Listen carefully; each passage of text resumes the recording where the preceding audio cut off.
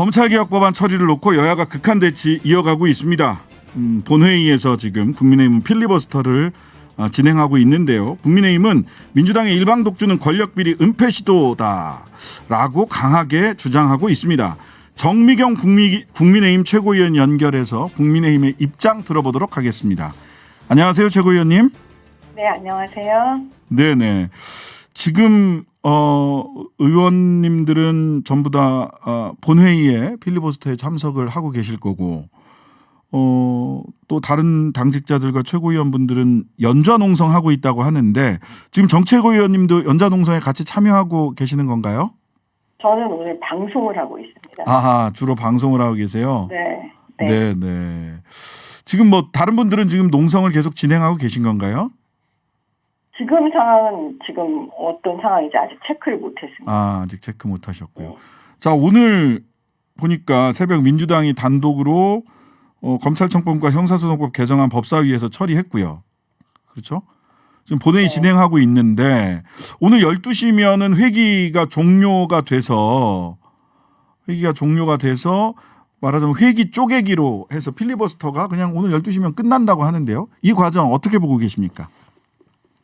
민주당은 지금 다수당이 할 수 있는 모든 횡포와 폭력을 저는 휘두르고 있다고 봐요. 네. 원래 필리버스터라는 것도 어떤 그 다수당 횡포를 막기 위해서 충분하게 이제 토의를 할 수 있도록 하는 그런 제도의 취지가 있는데 네. 그거를 지금 못하게 하려고 그걸 쪼개기를 하는 겁니다. 오늘 12시, 밤 12시에 딱 끊어버리고 네. 그다음에 다음번에 또 이런 식으로 하는 거잖아요. 네.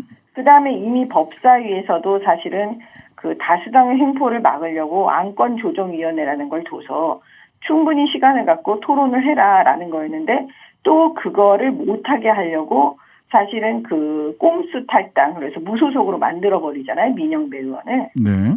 그런 식으로 해서 계속 방해하고 이 절차에 원래 갖고 있는 그 제도의 그 취지를 아예 없애버리는 거죠. 그러니까 이건 절차적 민주주의에 있어서 거의 제가 볼 때는 파괴하는 수준인데 네. 그런 걸 지금 민주당이 온 국민한테 다 보여주고 계시죠. 네.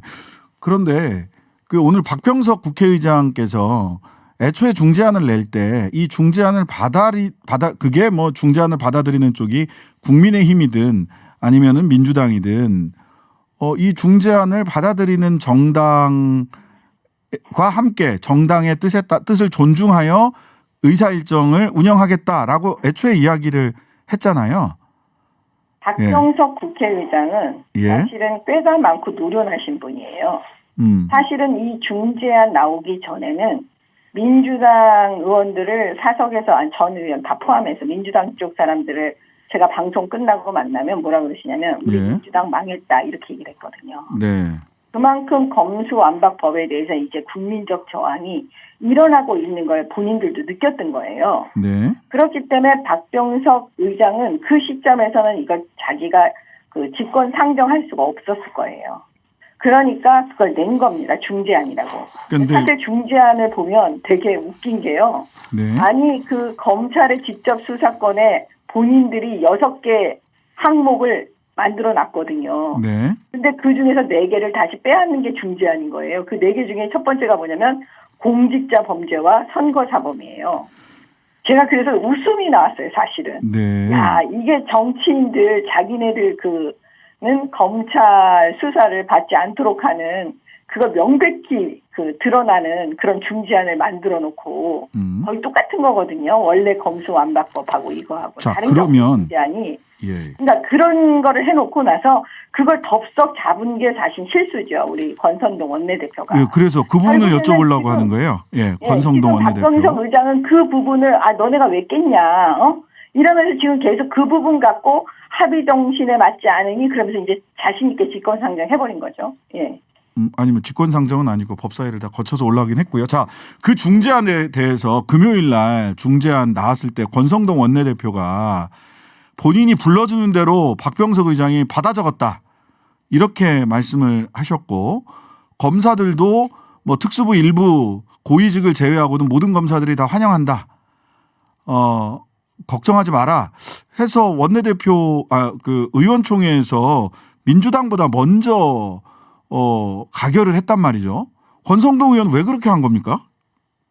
속은 겁니까? 박병석 의장한테 그러면? 권선동 원내대표가 그런 부분에 대해서 지금 얘기를 안 하시기 때문에 사실 모르겠어요. 속내는 모르겠는데, 네. 그러니까 그 권선동 원내대표는 사실은 그게 자꾸 대치정국으로 가니까 원내대표 입장에서 이 출범하는 윤석열 정부를 위해서 그 다음에 다가오는 여러 가지 청문회 이렇게 생각을 하다 보니까 급했던 것 같아요. 실수다. 그렇기 때문에 사실은 실수라고 저는 봅니다. 예. 그리고 의총을 거쳤다는데 사실은 그 의원들은 법조인이 아니고 원내대표는 검찰 출신이니까 네. 의원들은 그냥 원내대표가 잘 하겠거니 이렇게 아마 생각했을 거예요. 왜냐하면 네. 거기서 충분한 토의를 한 다음에 추인한 게 아니기 때문에 네. 그런 상태인데 일단 저부터 그 합의 타결했다는 소식에 저부터 놀랬고 저는 반대했고 계속 이 국민적 저항이 이게 심하다는 걸 느끼는 거죠. 그러니까 당연히 국민의힘은 그걸 다시 국민 뜻에 맞춰서 다시 돌려놔야 된다.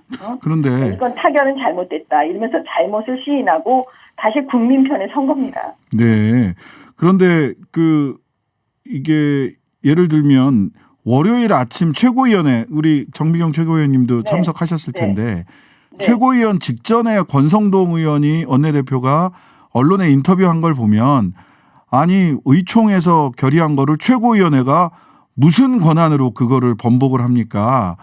가서 본인이 설명하면 최고위원들도 전부 다 잘했다고 할 겁니다. 라는 취지로 큰 소리를 치셨어요. 7시 반쯤인가? 제가 직접 들었는데 그러더니 최고위원회 가서 딱 바뀌었단 말이죠. 최고위원회에서 당일날 무슨 일이 있었던 겁니까? 우리 정미경 최고위원님 참석하셨을 테니까 왜 이렇게 순식간에 권성동 의원은 큰 소리 빵빵 치다가 갑자기 내가 잘못했습니다. 이렇게 바뀌었죠. 최고위원회에서 어떤 토론이 있었습니까? 최고위원들 그 토론은요. 이미 국민들의 저항을 다 느꼈다니까요. 우리는. 네. 저희는 사실은 소수이고 지금 소수당이잖아요. 네. 그리고 이번에 정권 교체가 된 거는 정말 문재인 정권에 대해서 너무나 질리신 우리 국민들께서 국민의힘에게 정권을 교체해 주신 거기 때문에 그분들을 생각했을 때 우리는 계속 예민해질 수밖에 없는 거예요. 네. 근데 당원들, 그 다음에 우리 국민들, 그러니까 정권 교체해 주신 그 국민들께서 이 검수완박 법안에 대해서 굉장히 심하게 지금 반대하고 계세요. 네. 그렇기 때문에 그걸 미처 놓친 거예요. 권선동 원내대표가. 네. 근데 지금 민주당은 아예 처음부터 국민들을 안중에 두지 않고 국민을 무시하면서 검수완박 법안을 자기네들 수사 안 받으려고 지금 이런 못된 저는 짓을 한다고 정말 말씀드리고 싶은데요. 네. 그렇게 하고 있었고 국민의힘은 저를 비롯해서 우리 최고위원들은 예민한 거예요. 너무나 기적 같은 정권 교체였기 때문에. 그래서 이건 안 된다. 이건 국민들한테 이건 죄 짓는 거다. 그러니까 국민들에게 져야 된다. 승복해야 된다. 그래서 이거를 다시 우리의 잘못을 시인하고 다시 돌린 겁니다. 자, 만약 그렇다면 지금 말씀대로라면 권성동 의원이 국민들의 뜻도 제대로 모르고 그다음에 지금 보면 윤 당선자 같은 경우도 배현진 인수위원회 대변인에 따르면 당시 지역 일정 수행 중이었기 때문에 권성동 의원이 원내대표가 전화는 했지만 정확하게 내용을 다 인지하거나 숙고할 시간이 없었다. 즉 윤 당선자와의 내용적인 정리도 충분치 않았고 그렇다면 지금 필리버스터 1호로 지금 진행은 하고 있던데 권성동 원내대표 정치적 책임 어떻게 져야 됩니까? 만약 지금 안이 통과가 된다면 어떻게 책임져야 돼요? 그거는 좀 이제 이 문제와는 좀 별개의 문제인 거죠. 왜냐하면 실수할 수 있다라고 만약에 우리 당원들하고 국회의원들이 생각하신다면 그거는 실수로 넘어가는 거고요. 그렇지 않다면 그건 또 다른 문제이기 때문에 지금 그걸 제가 얘기할 수 있는 거는 아닌 것 같아요. 그다음에 다만 우리 당선자께서 그렇게 그렇게 얘기하신 것 사실 이준석 당대표도 마찬가지인 게 사실 내용을 깊이 있게 그걸 들여다볼 수 있는 시간은 없었죠. 왜냐하면 그냥 원내대표께서 이렇게 해갖고 타결한다고 하니까 아마 그 얘기만 받은 것 같더라고요. 그러니까 아마 당선자께서도 그러신 게 아니었나. 그러니까 내용에 대해서 깊이 있게 심도 있게 살펴볼 수는 없었을 것 같아요. 뭐 항목이 8개 항이라서 그렇게 많지는 않은데 사실 뭐 그다음에 근데 이 과정에서 실제로 이준석 대표가 한동훈 법무부 장관 후보자와 통화를 하고 한동훈 법무부 장관 후보자가 이거는 이 법은 안 됩니다라고 이야기를 했고 이 과정이 한동훈 법무부 장관 후보자가 나 윤석열 당선자가 지나치게 당의 정치적 의사결정에 깊이 관여하거나 힘을 발휘하고 있는 거 아니냐 이런 비판도 있습니다. 이 부분 어떤가요? 아니 이준석 대표가 누구 말을 듣고 막 하는 그런 사람은 아니기 때문에요. 들을 수밖에 없는 개인적 사정이 있다 뭐 이런 추측도 있습니다. 아이 그렇다고 해서 한동훈 후보자 얘기를 듣고 뭐 이준석 대표가 뭘 움직인다. 저는 그거는 예. 그 이준석 대표를 잘 모르고 하시는 얘기인 거고요. 언론에서도 그런 분석을 네. 해서 제가 여쭤보는 겁니다. 예. 네, 그다음에 제가 생각할 때는 일단은 공개적으로 이 타결안에 대해서 반대한 건 저예요, 사실. 네. 네, 방송에 나와서 제가 반대를 했고요. 네. 그건 왜 그러냐면 그 보편적인 국민들께서 다 반대하고 계셨기 때문에 그 위헌적인 요소가 계속 남아있는데 어떻게 그거를 찬성할 수가 있겠습니까? 네. 그런데 뭐 그걸 한동훈 후보자 개인이 뭐 본인의 만약에 생각만으로 얘기했다면 그리고 당원들하고 보편적 국민들이 동의하지 않는다면 그걸 무슨 이준석 대표가 한동훈 후보자 얘기를 들었겠습니까? 그런 얘기가 아니고 이준석 대표는 법조인이 아니고 한동훈 후보자는 또 검찰 출신 또 장관 후보자잖아요. 네. 그러니까 그거에 대해서 장관 후보자가 어떤 생각인지를 들었을 거고 네. 그러면은 그거에 대해서 전문가의 얘기를 듣는 거나 마찬가지니까 그런 하나의 청취 정도에 불과한 거지 결국 뭐 그걸 당에 뭐 영향을 미친다. 이거는 사실 민주당이 갈라치기 하려고 하는 거고 또 하나의 프레임이라고 저는 생각을 해요. 또 프레임 프레임이다. 씌우는 거죠. 네. 한동훈 후보자 말을 듣는 국민의힘 이렇게 말도 안 되는 프레임 씌우고 있는 거죠. 타임라인이 그러다 보니까 기사들도 언론에서도 또 이렇게 민주당뿐만 아니라 언론에서도 그런 식의 분석 기사를 많이 내더라고요. 일요일 날 통화 후에 달라졌다. 뭐 이런 얘기들이 많이 나와서 한번 여쭤봤고요. 자, 우리 정미경 최고위원님 검사 네. 출신이시고 법률가 출신이시니까 오늘 오전에 장제원 당선자 비서실장께서 또 심평 변호사도 그 국민투표로 물어보자라는 제안을 했어요. 근데 그 이후에 지금 국민투표법 때문에 국민투표 자체가 지금 어렵다라는 이제 선관위의 나름의 입장도 나왔는데 이 국민투표 제안 어떻게 보십니까? 저는 사실 저도 제안하고 싶었을 정도예요. 네. 그게 왜 그러냐면 지금 국회가 그 우리 대한민국 헌법은 어떻게 보면 국회 제도를 만들었잖아요. 네. 대의제예요. 간접 민주주의를 채택한 거거든요. 네. 국민이 그 국회의원을 뽑아서 국회에서 뭔가 할 수 있도록 입법을 할 수 있도록. 그런데 이거에 문제점이 생겼을 때는 중요한 사항에 대해서 직접 민주주의, 바로 국민투표, 국민이 직접 결정하는 그런 형태를 우리 대한민국 헌법에서 정하고 있습니다. 네. 그러면 지금 사실은 그 입법부, 국회의 그 행태를, 국회의원들의 행태를 보면 특히 민주당 의원들이 이런 위헌적이고 위법적인 법안을 막 저렇게 신나게 만들어갖고 저런 식으로 해요. 네. 그러면 이걸 결국 국민의 입장에서 보면 야 국회 해산해야 되겠다. 어떻게 우리가 위임해준 국회 권력을 해산. 가지고 국회를 해산하겠다 이런 마음을 안 잡수시겠습니까 국민들께서. 뭐 헌법상 불가능하지만 국민들이 그런 생각은 할 수 있다. 예. 그렇죠. 국민들 그런 분노가 지금 엄청 심하다니까요. 네. 그러면 그거를 감지하지 못하는 국회의원이라면 국회의원 자격이 없는 거고요. 네. 감지하고서도 무시한다면 국민을 무시하는 거니까 그 국회의원들은 사실은 자격이 없는 거고요. 네. 그렇기 때문에 국민들께서 그 직접 국민투표를 통해서 이 사안은 그 보여주셔야 되는 거죠. 정치인들한테. 근데 이제 그리고 저는 이번 지방선거가 있으니까 네. 이번 지방선거에서 민주당 저 다수당을 좀 심판해 주시기를 바라는 거예요. 근데 실제로 국민투표가 지금 위헌 상태라서 2016년부터 위헌 상태라서 국민투표법이 지금 작동이 안 되는 상황이잖아요. 당시에 미래통합당인가요? 그때 2018년에 개헌을 위해서 국민투표법이라도 먼저 개헌론이 앞서서 국민투표법을 개정해달라라고 청와대에서 요청을 했을 때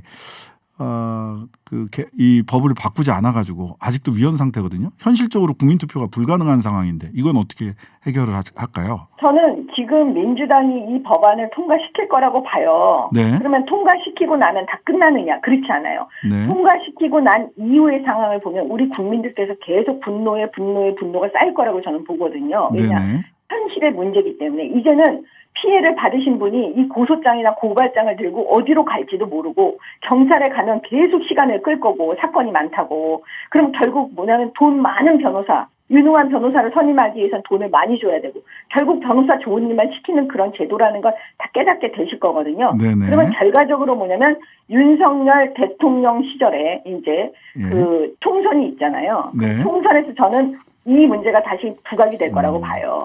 그래서 총선에서? 다수당을 국민의힘이 다수당이 되면 결국 뭐냐면 모든 이 법안을 되돌려 놓고 정상적이고 상식적이고 국민의 뜻에 맞춰서 되돌려 놓고 그다음에 뭐냐면 이 국민 투표에 관한 것도 잘 할 수 있도록 중요 사건에는 꼭 윤석열 대통령뿐만 아니라 그 뒤에 정권을 위해서도 그런 식으로 해갖고 다시 만들어서 해결해야 된다고 봅니다. 결과적으로는 총선에서 다수 의석을 국민의힘이 가져야 이 상황이 다시 바로잡아질 수 있다 이런 말씀으로 그렇죠. 해석이 됩니다.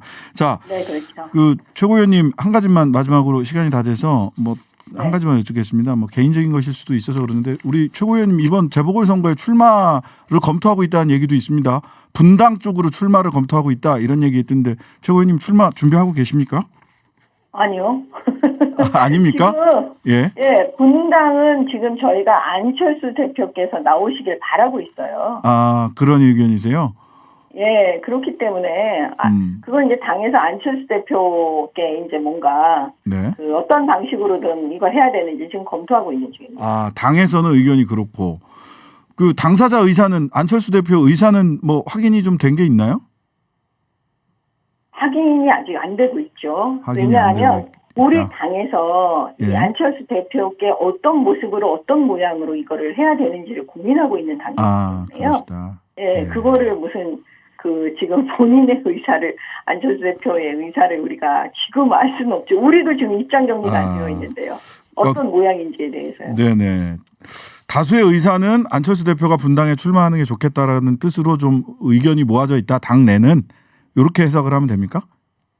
아니죠. 당내가 아니라 지금 이제 몇몇 분들이 그런 몇몇 분들이 아이디어 차원에서의 여러 가지 이제 의견들을 주고 있습니다. 아이디어 차원에서 안철수 인수위원장의 분당갑 출마를 고민하고 있고 의견을 모으고 있고 안철수 대표에게 어떤 식으로 제안을 할지 어떤 모양새로 출마하는 모양새를 만들지에 대해서도 고민을 하고 있다. 네, 이게 지금 조심스러운 얘기입니다. 사실은. 왜냐하면 또 잘못 말하면 안철수 대표께서 어떻게 생각하실지 모르기 때문에 굉장히 조심스러운 부분입니다. 그리고 또 공동정부를 윤석열 당선자가 같이 얘기를 했던 바라서 이 공동정부의 한 축인 안철수 인수위원장의 생각도 중요하고 또 다른 한 축인 윤석열 당선자의 생각도 중요할 것 같은데. 그러니까 그런 부분들이 다 있기 때문에 사실은 이제 이런 부분을 지금 제가 조심스럽게 말씀드리는 거라고 얘기하는 거죠. 네, 알겠습니다. 자, 오늘 말씀 여기까지 듣겠습니다. 지금까지 정미경 국민의힘 최고위원이었습니다. 네, 감사합니다. 네, 감사합니다.